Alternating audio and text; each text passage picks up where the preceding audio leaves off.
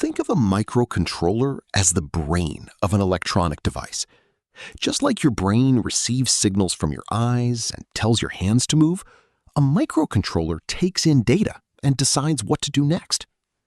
It follows a simple three-step cycle: input, process, and output.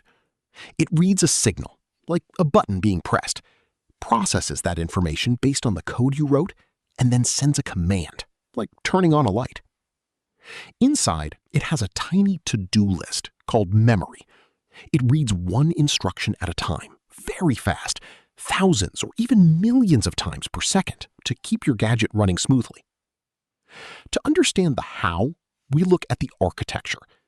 The CPU is the central heart that executes logic. It uses flash memory to store your permanent code and RAM as a scratch pad for temporary variables during calculation. Every action is synced to a system clock. With every tick of the oscillator, the CPU fetches an instruction from memory, decodes what it means, and executes the math via the ALU, or arithmetic logic unit. Communication happens through registers. By changing the bits in a specific register, the CPU can toggle a physical pin from low to high, or read an analog voltage through an internal ADC. It's a perfect bridge between soft code and hard reality.